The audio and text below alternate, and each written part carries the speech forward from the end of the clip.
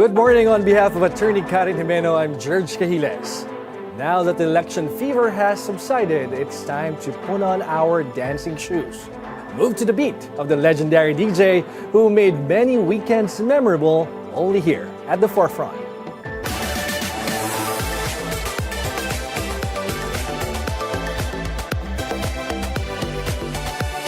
Are you ready for an OG icon of the global dance scene?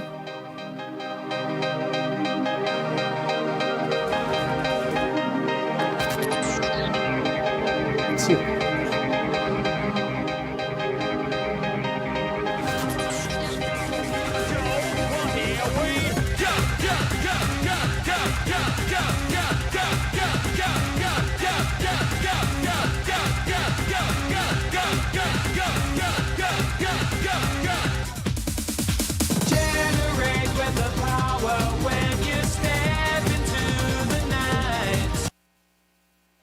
He made Manila's elite move to his beat in the 80s and 90s, redefined Tokyo's nightlife with his electrifying sets, filling up Tokyo Dome's 50,000 capacity to the max. A remixer, a hitmaker, a producer, the legend who set the gold standard for club culture across Asia.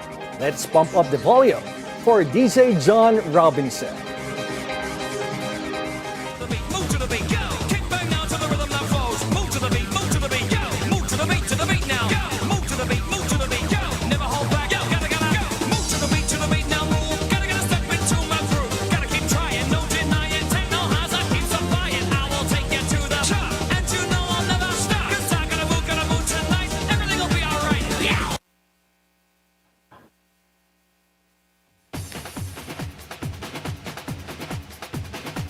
Well, good morning, DJ John, and we're very happy to have you here. Good morning. Thank you for having me. Well, how is it watching your videos? I was just thinking that's probably the first time those videos have been on Philippine television. They've been on Japanese TV, but I think probably the first time here. Yeah, it's kind of a little bit surreal still. And he was singing his song earlier. You're from Ireland. I was born in Northern Ireland, right? So how did you decide to come here in the Philippines? It's a sort of long story, which I'll try and not make too boring. Yeah. I've been working for a company out of London, which sent us DJs to different clubs in different countries. Okay. And I'd gone as far as I could go with that company. I'd worked in their best club. They'd given me their DJ award, which doesn't sound much, but it meant, you know, you're a young DJ, Yes, it meant right. something to me. How old were you then? I just turned 21. Okay. And then I thought to myself, well, there's nowhere to go with this company now but down, because I've worked in their best club already. And I was in Dubai at that time. I'd met lots of people from the Philippines, people, you know, both who were living and working there, and some artists who came to perform in Dubai. I said, you know, why don't you go to the Philippines? You'd do well there. And so eventually, I think people saying that wore me down. I thought, well, why not? You know, I'm young, let's go for an adventure. Well, it should be, it was a fun experience, traveling, at the same time, doing the things that you love. Absolutely. And when you came to the Philippines, yes, can you remember your first gig? How was it? First gig was in Zigzag. That was the first club. Zigzag was on Pasong Tomo Extension in Makati. Yeah. And that was my first gig around about April of 1986. Well, people in our control room telling me that they went to Rumors. No? Rumors was a little bit later, yeah. So Zigzag was the forerunner. And Zigzag was really popular, but it was a little bit out of the way. And one of the guys behind Zigzag thought, let's do something bigger and better, but right in the middle of Makati. And that's how Rumors was born. Oh, okay. For the benefit of our viewers. Yes. Well, Zigzag and Rumors were like the Revel and House Manila of today. So those are the super clubs during that time. I think, so Zigzag wasn't a super club. I think we could probably say that Rumors was the first super club in the Philippines. The first really big one. Can you take us there? How was it like inside Rumors? So You went up a very narrow staircase, and this was right in the middle of Makati, where SM is now. And you went up the stairs, and the stairs was always crowded with people trying to get in. And it was just this huge room. I mean, it was not a high ceiling by any standards like some of the modern clubs, but it was just a huge room. And it was exciting times. It was really fun. Can you describe the energy? Oh, energy was amazing. Don't forget, this was just after the EDSA, basically. You know, it was the year of EDSA, and so this new sense of energy and excitement and optimism and everything. So it was really fun times. You were traveling in different parts of the world, as you mentioned, before landing here in the Philippines. Yes. How will you compare the crowd? The crowd in different countries. Filipinos know how to party. You know that. Yeah, so, of course. It was amazing. I mean, the energy was great there, and I always felt that with Rumors, people went there for the music and to dance. They weren't going there. You know, the modern thing with the fancy table service and this and that didn't exist. I think it was really about going out, dancing and the music. I think it was a different thing back then. Well, our director as well as our executive producer telling us that people went to Rumors just to see you. How is it? How do you feel about that? Humbled. I heard Direct saying that before we started, but kind of humbled. I mean, I'm happy if that's the case. You know, I always like to think that it was more a combination. It was the club, it was the music, it was the vibe, it was the energy, and all sorts of things. I'm not gonna kind of say, it was really me. But it was a combination of things. Well, you were very humble about that. But did you realize that you were a star at that time in the clubbing scene? I had always wanted to be a performer, and I approached DJing a little bit differently to the other guys. I was not just there to stand in the corner and mix music. It was a sort of more of an outlet for me to perform, and there's a reason for that, which goes back several years before that. So I saw that more as my stage and somewhere to perform, and I still do. That's how I look at things. Well, you can tell us, why do you want to perform? Well, we need to wind back a little bit. I was at school. I was like a theatre kid. I wanted to perform, and I wanted to go on and do TV and movies and things like that. I had a really bad accident when I was 12, and I blinded myself in one eye. And for a long time, it didn't look great. And later on, looks okay, can get away with it. But at that stage, I kind of thought, well, I can't do TV and movies anymore. You know, that's kind of gone. But I still wanted to perform. So it was like a side step over to being a DJ. And that's kind of how I started. In the 80s, what were the most requested songs? What were the music that usually requested by people? I'm not sure that people really requested as much. I don't think we would have paid any attention to them. You know, were the DJs there in the hot club, and hopefully people are there to listen to our music. Yeah, we're in control. It's like we wouldn't have paid attention. But what was interesting there is that, and this is something that I had to learn very, very quickly. I had to get myself watching noontime television in the Philippines. Why? Because you could have a song one week that was the absolute hottest tune. The place would go nuts. But if it got used during the week as a music for a dance contest on a noontime show, it was gone. And so if I was not aware of noontime television yet. I could have played this song this week, and the next week I'd play it, and what happened? You know, this was the biggest song ever.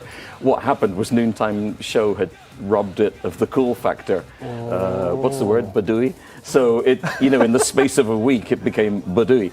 So it was really important to keep on top of things and know when a song had gone stale.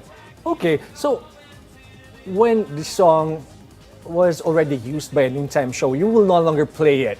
If I played it, there would be a complete negative reaction. So that's why I had to really stay on top of things. It's not Okay, so how do you look for new music for the Filipino audience?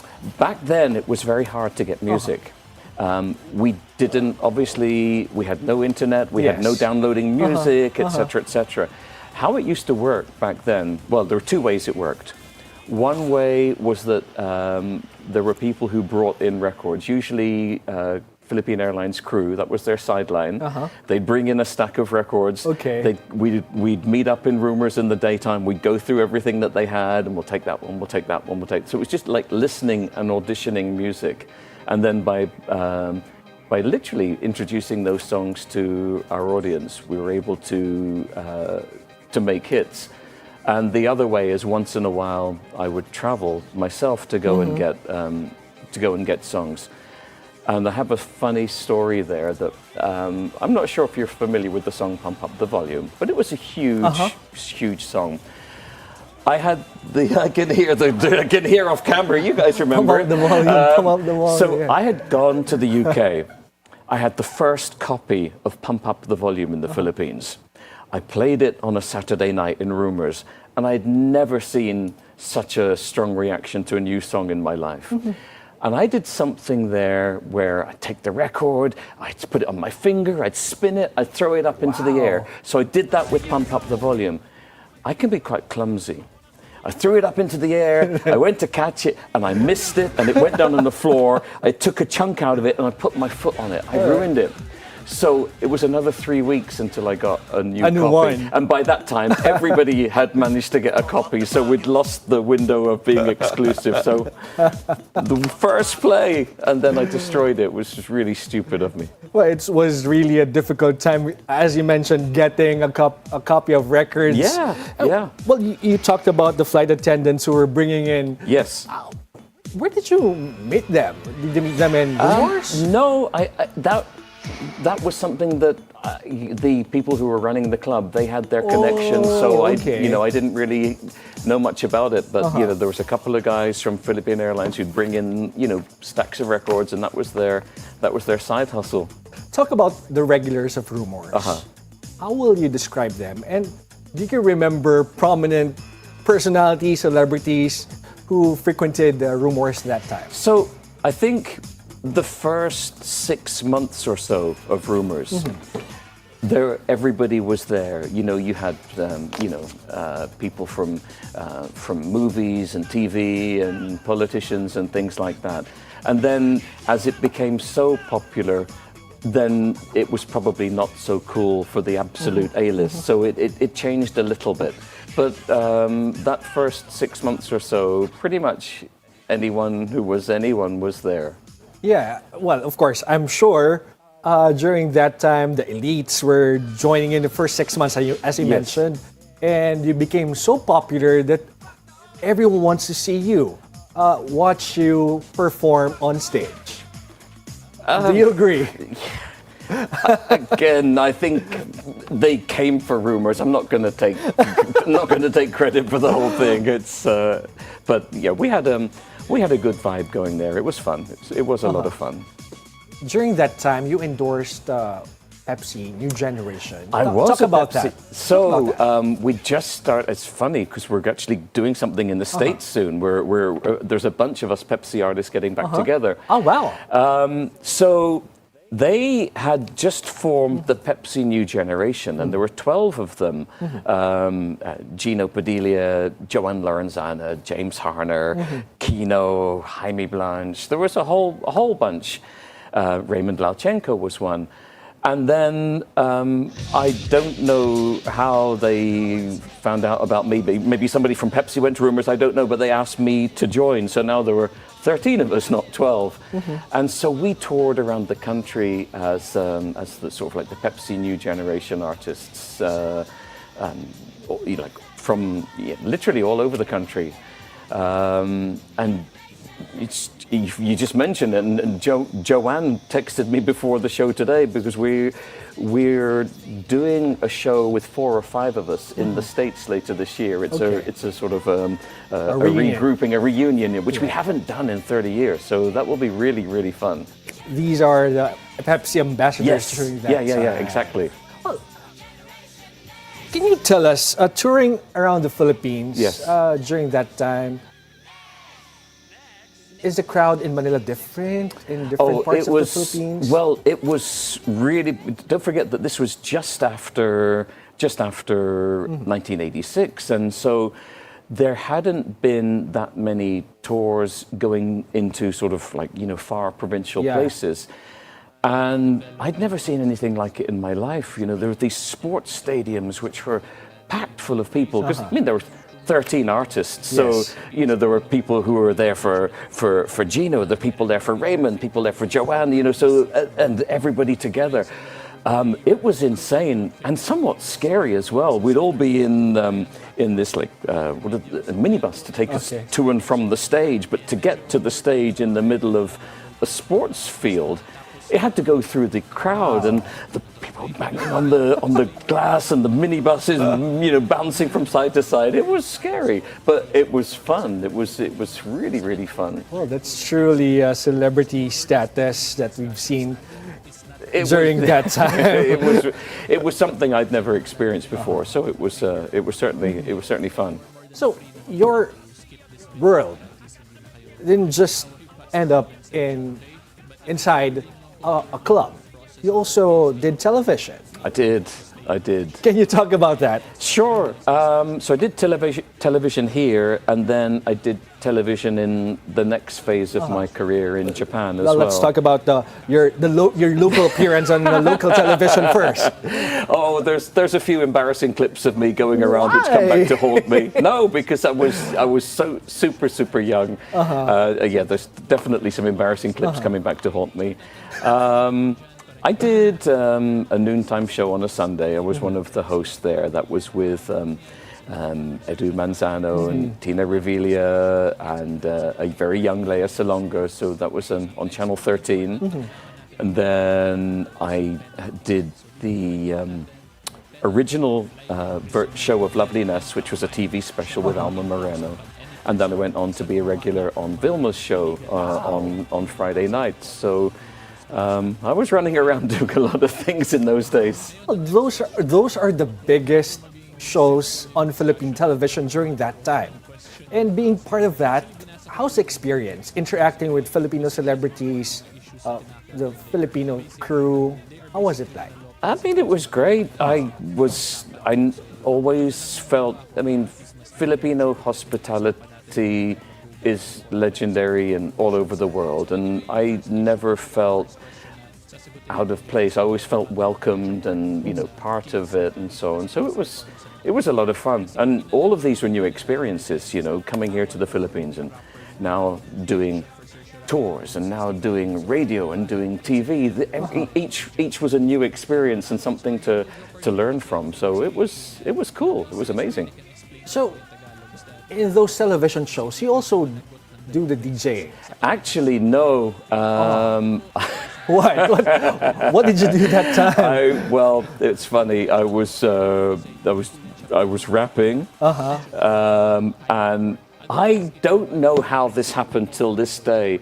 On Vilma's show, they had me teach the dance step of the week. Okay. Which is ridiculous. Anybody who knows me well knows that I'm not the greatest dancer in the world. So for me to be teaching the dance step in the world in itself is ridiculous. All right. But it was fun. So I'm going to own it. I did it and it was fun. Well, that's part of your self now. Yeah. But did that force you to learn Filipino Tagalog? Anyway. It didn't force me to learn. More what forced me to learn was when I was out with friends. Oh, okay. And also watching Philippine TV, especially back in the day. Now, watching Filipino TV, it's mostly in Tagalog. But back then, it would be in English. And then, without any warning whatsoever, it would be in Tagalog. And then it would be back into English again. It was the same when I'm out with friends. So I would never understand the whole conversation. So I kind of had to try and learn learn some so I could Sige keep nga, up. can you tell us a few lines in Filipino? Nakakahiya. Pag di masyadong malalim, pwede naman. Oh, pwede naman. All right. Sa English na lang. Okay, sige. During that time, in the 80s and the 90s, of course, part of the party clubbing culture was the outfits, the fashion. Can you tell us more about that? That was probably something I would not be able to answer well. Why? Because I was so focused in my own little world on the music and this and that. And when I look out at a crowd, I look out and I more sense the energy and the vibe, but I don't actually see individual faces, and I don't see outfits either. So it's almost like a face blindness. You just see the mass and feel the energy, but I can't really tell you about. What I can tell you, what I do remember, is shoulder pads. Okay. Shoulder pads were huge. I can hear Direct laughing in the background. Did you have shoulder pads, Direct? People had, the girls, I'm not talking about, I mean, some of us guys, we had shoulder pads too. But we're talking about linebacker type shoulder pads. I mean, these sort of outfits where the shoulders came out like that and the dresses hung down into like a V. So yeah, shoulder pads I remember very well. So there's no deliberate effort from your end to like plan your clothes and make this a trend that time? No, not really. What's your go-to clothes that time? Outfit. I would go out before Rumors on a Friday or Saturday, buy a couple of T-shirts, cut the arms off, get a razor blade, and make lots of holes in them. So wear a couple of those, and that was kind of my go-to outfit. Your thing that time. Yeah. Okay. So of course, when you're partying, there will be girls, of course. They will be screaming, shouting, fangirling, as they call it now. Talk about them. How was it during that time? I don't want to sound like more of but how was it? It's the reality during that time. I don't know how to answer that, to be perfectly honest. I really don't. It was, I think to a certain extent, because I'm obviously a foreign guy here, and because of the status of Rumors and all, there was almost like an invisible wall. So I would go in, do my thing, and then leave and go. You have to understand, my weekends were unbelievably busy. So you don't have time for dating. Not at that time, because so the pattern on a weekend. Thursday night was rehearsals. Friday I leave the house at 2. Go downtown to the Metropolitan Theatre. We do rehearsals for Vilma. Vilma goes live at 7. I finish my bit just after 8. Drive home really quick, change. Drive to QC, where we have our sister club, Jealousy. Play there from 10 till midnight. Jump in the car, go back to Makati, play in Rumors from midnight 30 until about 4 a.m. Go out for an hour, come back, have to wait for the club to close, pick up the records, go home, get up early in the morning, and then go and do the radio on Saturday. Similar pattern Saturday night, and then Sunday get up early and go and do the TV show at Channel 13. So there wasn't any socializing going on the weekend, because there just wasn't time. Yeah, it was. I couldn't do those kind of hours now, but when you're young, it's sort of like, I can do this. It's the challenge to keep going and to hit all of the marks. Right. So how will you differentiate Filipino fans versus, women from other countries?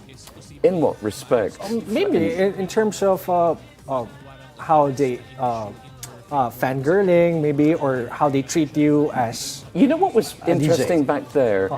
The fangirling. It was letters, actual physical letters. You'd get like a bag of letters. Yeah, either they'd come to the TV station or through Pepsi or at the record label. But yeah, people wrote to you, and that's how fans reached out back in the day. Were there instances that you experienced stalking? No, not that I can think of. Okay, let's talk about the Ledge girls. Okay, ledge dancers. Ken, it's funny, you hit certain points and I hear laughing offset. Well, of course. There's two rumors girls right here in the studio. I see you both. Well, I guess they're sharing their personal experiences and rumors with ledge dancers. How was it? I think the ledge was a place where people could be the star. You know, they could go up there and really be the focal point. And that was something here, but that was multiplied by a factor of 100 in Japan. But that's that's a different side of things. But yeah, the ledge was very much a place to be seen. And in Rumors itself, there was a huge line of speakers. There was about 8 or 10 bass bins, we called them, right in front of the DJ booth. And I kind of thought, that's my stage, and I would get up on top of those and sing. I kind of used that as my de facto stage. But do you remember the most popular ledge dancer at that time? The most popular ledge dancer was not from our club, but that would have been from Faces down the road. Okay. Most popular ledge dancer, and all of the guys of that era, when I say this, will know exactly who I'm talking about. But the most popular ledge dancer was Dolly Duran. Oh, okay. So, how about in Rumors? The ledge dancers really became more of a thing in the other other clubs. bars, by other clubs. Yeah, absolutely. All right. So, in mixing music, Yes.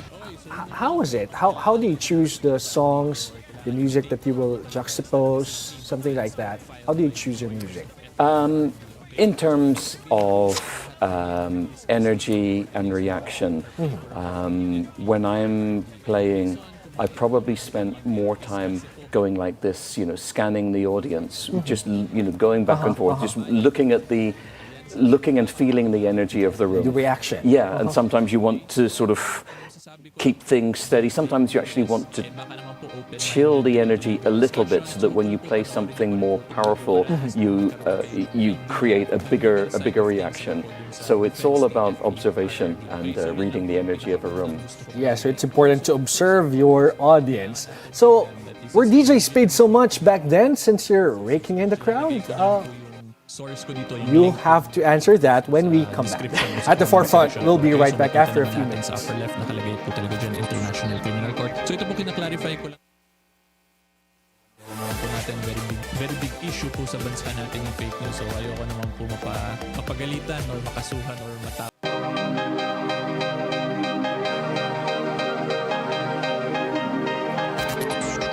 Welcome back at the forefront. So now, let's go back to the question. Were DJs paid so much that time? I don't think they were paid great. I Can certainly. you give us an idea how much you were paid that time? God, if I could even remember, I could pick a number from the air, but it wouldn't be accurate because I can't remember. I mean, that was 1986. That was a very long time ago. Do you remember how many people were going to Rumors? To Rumors? Oh gosh, yeah, about 1,500, 1,800. It was a That's big a lot. room. It's a big place. It was a really. big place, yeah. And if you remember how much was the entrance fee? I think the entrance was 50 pesos. Wow, 50 pesos. I think so. Was it a huge amount at that time? Or? It was, when I speak to my friends now who are maybe doctors or whatever, they would say that they were poor students there and they would need to sort of like save their allowance to go to Rumors. So it was expensive. And the mere fact that they're saving money just to get to Rumors, that says a lot about how popular that club was. I guess during so. that I mean, time. it was. I didn't. I learned more about that these days from them. So yeah, it's. Now, let's go back a bit from the very beginning. Okay. Right? DJ John, you were born and raised in Ireland, and who was your inspiration that made you decide that you want to be a DJ at the age of 12? I'm not so much sure that there was an inspiration rather than the arrogance of youth. Okay. So I already explained that I'd wanted to be more in entertainment, but to be a DJ per se, we had school discos, disco parties at school, and one of the teachers was a sort of a wannabe DJ and was the DJ at these things. An arrogance of youth. I can do better than that. And that's kind of how it started. Okay. So it was, there wasn't really such a concept of the superstar DJ at that time. There wasn't anybody to really look up to, in terms of who was a DJ playing in clubs or events. But I just knew that this old guy didn't know what us kids wanted, and I could do better than that, or I thought I could. But when was the first time that you went inside a club to see how DJs are actually working? So when I was quite young, and I've always been quite tall. I'd go on holiday with my family in Europe, and there I could sneak into nightclubs. So I would take myself off when I was 11 years old, and just sit in a nightclub and observe and listen to the music. There's no bouncer or guard that will ask you. Nobody gave me a hard time, and so that's where I sort of got an idea of what nightclubs were. And then I actually started playing in nightclubs the day before my 16th birthday was my first nightclub gig. I was doing little school parties and little things up until then, but my first actual club gig I was 15. So was it just a hobby? It started just as a hobby, or you had a formal education? When it comes to... I taught myself. Formal education, you mean DJing? DJing, yeah. No, I taught myself everything. Oh, wow. There wasn't such a concept of DJ schools and things like that back then, so I just self-taught. When you were 15, you had your first gig. Yes. All right. So first club gig. How was it like? You're 15 years old, and our 15-year-old guy allowed to, work in a club setting? Probably not. I mean, I was not old enough to be in the club. You're supposed to be 18 to be there. Yeah. So how did that happen? If I remember, I just approached the owner of the club and told them I was a DJ and wanted to play. And I think they might have put me on for an hour one time somewhere else. But it cost me to work there, meaning that my dad would give me a ride there, and I'd need to get a taxi back because it was quite late.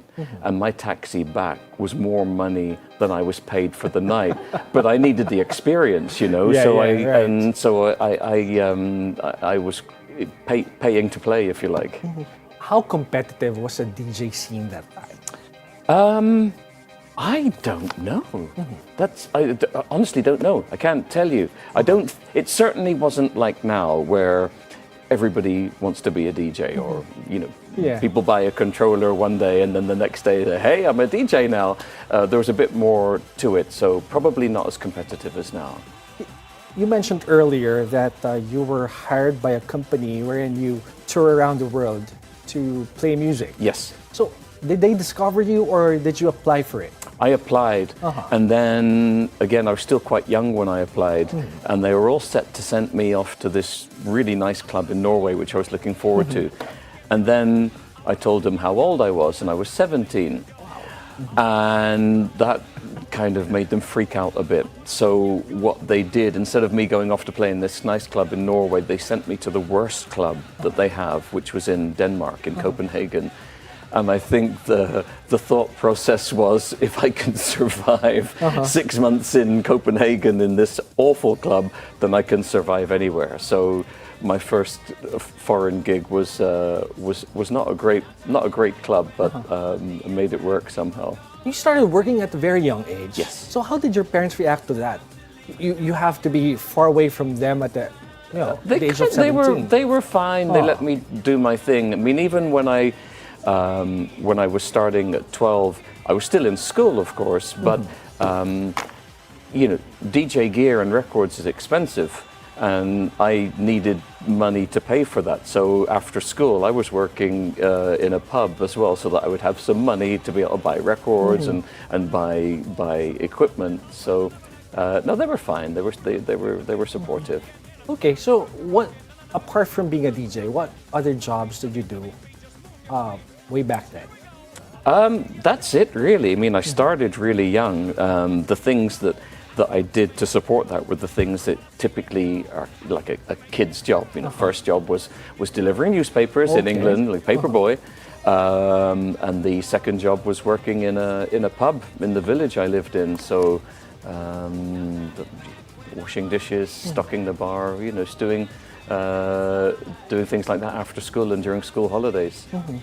DJ John, I'm curious. Is there such a thing as a bad club or a boring crowd? I think there must be. If there's good clubs and good crowds, then I'm sure, yeah, absolutely. Did you experience that? I've probably experienced pretty much all ends of the spectrum. It hasn't all been good stuff for me. The club in Copenhagen was challenging in many ways. Why? Why it was an old club on top of a formal hotel. It was a Sheraton, which back in those days, a Sheraton was still quite a fancy brand. Popular, yeah. It had an unbelievably strict general manager, a German gentleman, and we had been given. Or I say we, it was a one-man operation. There was only me as a DJ. You ran the club from start to finish, and you controlled all of the lights and everything. And we'd been given I had been given strict instructions from the manager that he liked these 3 or 4 songs. And regardless of what was the energy in the club and what people were doing, when he entered the club, one of those songs had to be played. Okay. And which was ridiculous, you know, absolutely ridiculous. What do you do when the club manager's choice of music is different from yours? It depends. If you're young and you're just making your way up, you have to do what the club manager says. Later on, if you've made your name, this sounds arrogant, and it's not meant to be. But later on, if you've made your name, you're in control. They've got you because of who you are. So nobody's going to tell you what to play. You're just going to do your thing. And to be able to achieve that, I'm sure you've had a lot of choices. You had a lot of experiences, and you had a lot of hard work. You have to pay your dues. Yeah, you have to work hard. You have to pay your dues and work your way up. Okay, now, arriving in the Philippines, you said you did some DJing in Zigzag, right? Yes. So, was it, were they very, very accepting with you as a foreigner, playing music for them? I think it was a case of being in the right place at the right time. One of our former Pepsi artists, she was famous here in the 80s, called, her name was Paola Luz, and she used to tease me. She said, John Robinson, positioning, and she thought it was a strategy. That it wasn't a strategy. I just happened to be in the right place at the right time by dumb luck. So yeah, no, people were very accepting. But you had the manager at that time? No, you're managing yourself. Yes, everything, even those TV shows. For the most part. Later on, I had some help for a while. Yeah, I did. But that early wave, it was just myself. Of course, you went to Japan eventually. I did. You stayed there for 10 years. How was it like working to another country? And what was the turning point? Why did you decide to move there? Okay, so I woke up one morning. And literally, it sounds ridiculous when I say this, but I literally knew that I had to go to Japan. I just knew in every atom in my body that I had to go to Japan. I recorded a couple of cassettes in Rumors, put them in an envelope, snail mail, sent them to a little company in Japan and said, hey, I want to learn to remix and produce. This is who I am, this is what I do.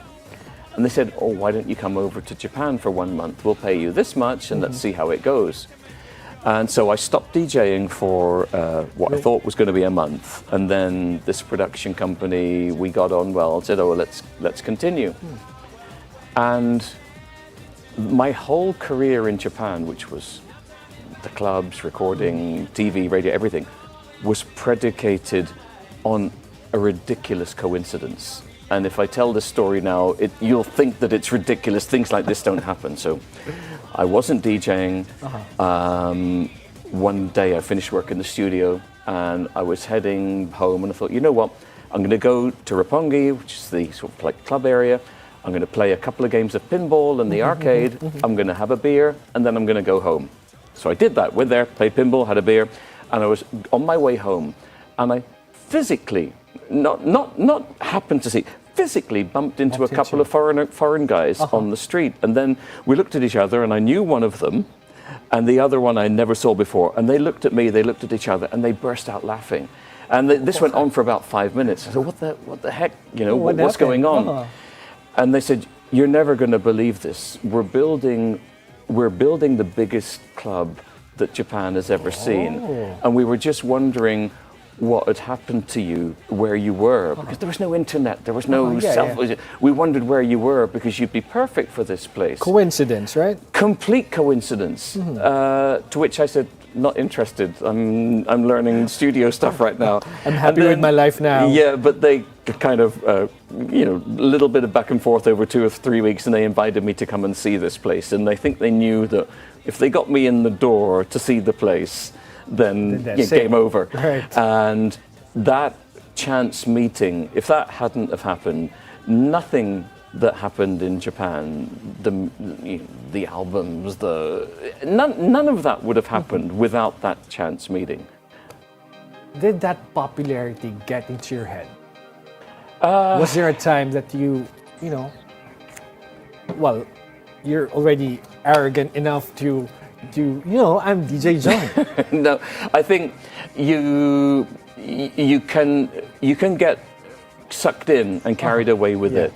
And I think, I've learned at a certain point in my life that, and I say this quite often on my live streams, I'm very serious about what I do, but I don't take myself too seriously. And I think that's the way to look at it now. It's at the end of the day, each and every one of us is the same. It's 3 meals a day. We drink our coffee in the morning, we go to bed at night. There isn't any differentiator. All right. So, DJ John, if you hadn't come to Manila, how different do you think your life and career would have turned out? You have to answer that question when we return here at the Forefront.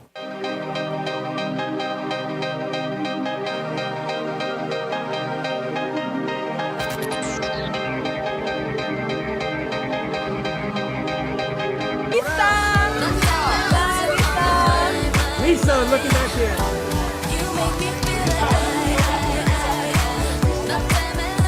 Lisa!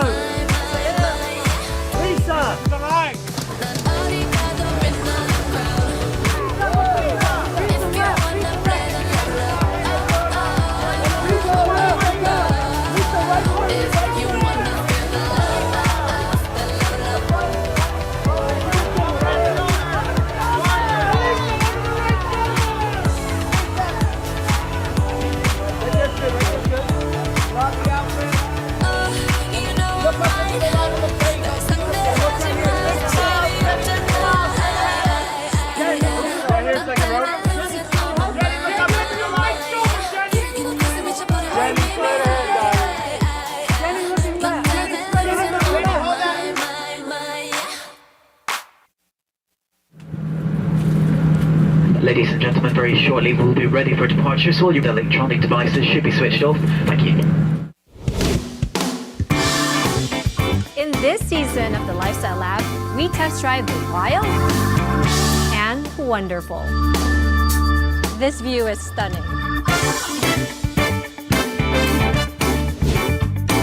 Oh, we can choose overnight, eh? Hi, Marie, welcome home.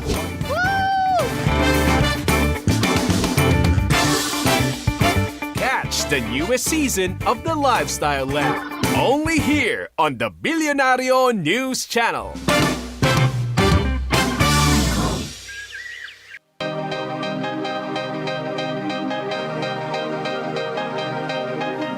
Welcome back here at the Forefront. DJ John, if you hadn't come to Manila, how things could have been different It's for you? a really interesting question that nobody has ever asked me before.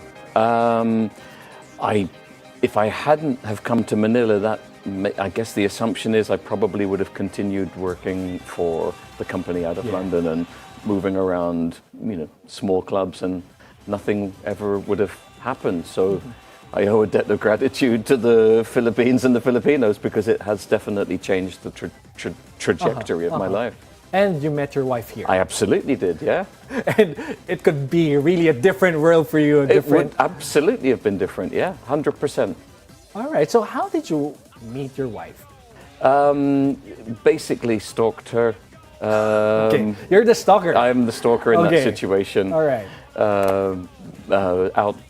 Out shopping near Rumors in the old quad, which is now all part of Glorietta, and saw her, and I'm used to being a DJ in the DJ booth and not really making an approach, you know. Yeah, so, as you mentioned, yes. And then Are you a shy type?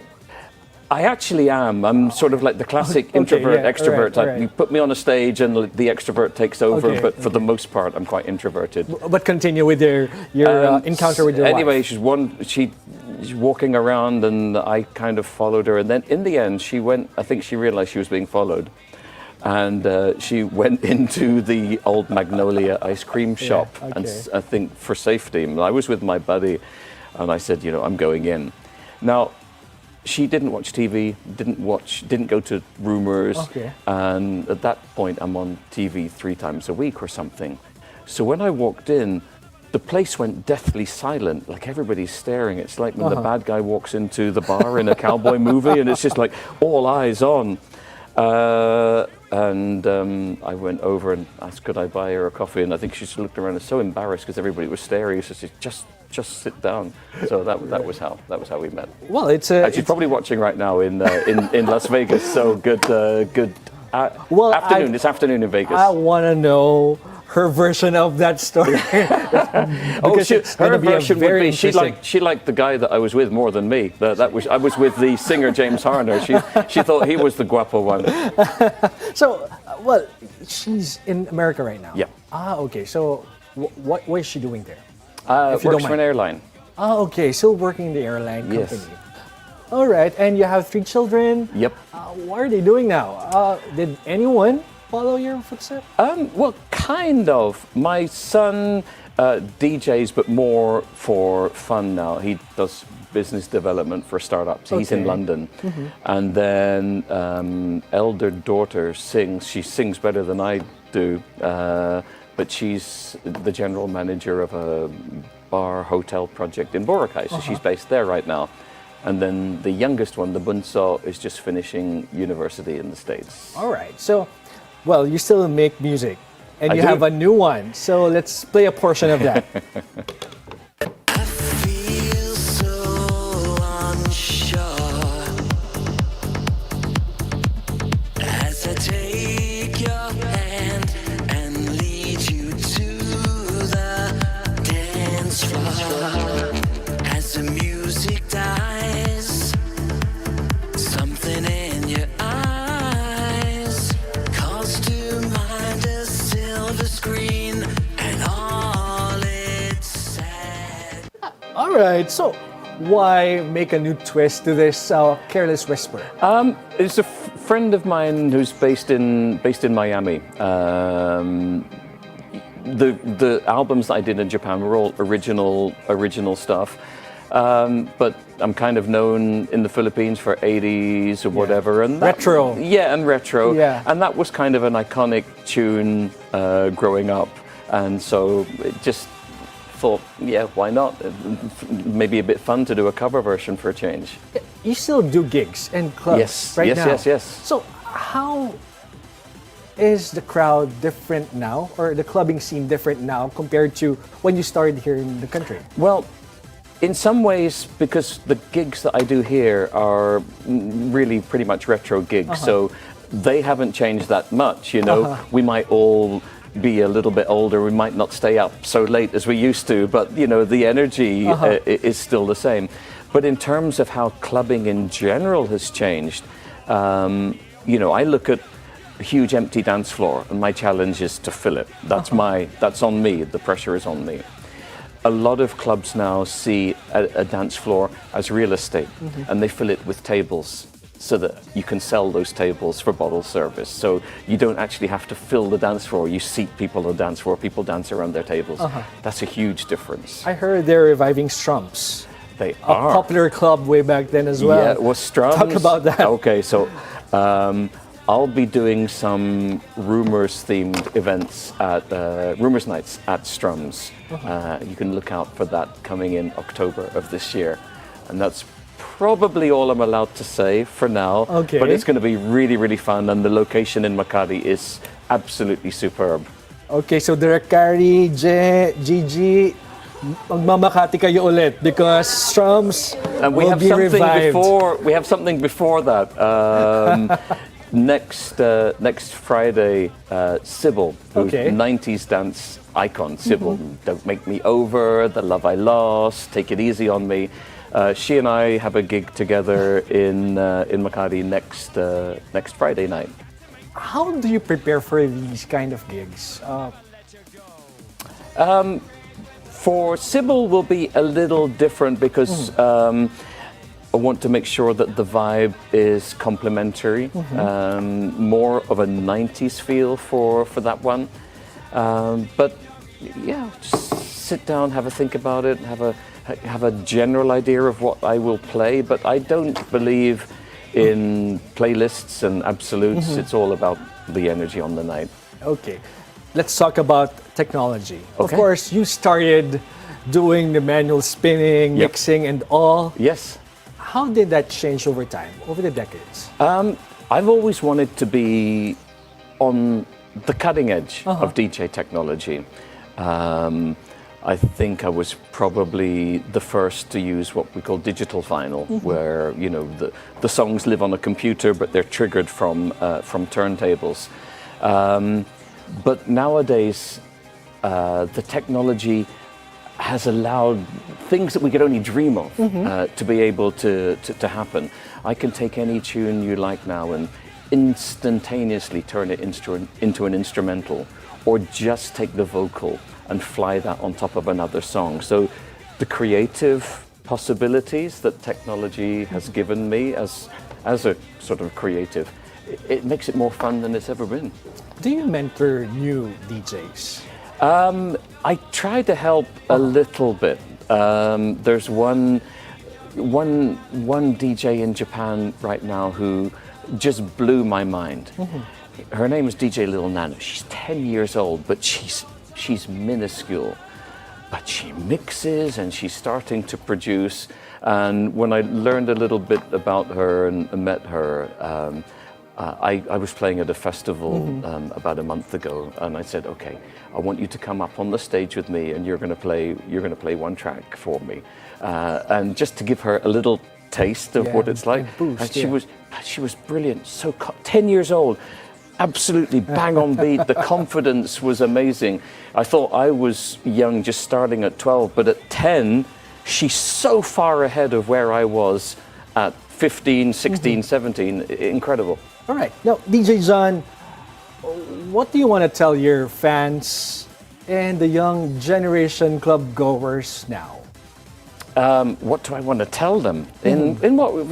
Drill down a little bit. In what respect? Maybe your message to your fans, to those people who are continuously coming and are excited to meet you, to see you, like those guys you met here today. Well, first of all, I owe everyone a debt of gratitude for allowing me to do what I do. I'm very fortunate in that, I get to go to work, and it's not work. I would have, don't tell anybody, but I would have done this for free. I love doing what I do.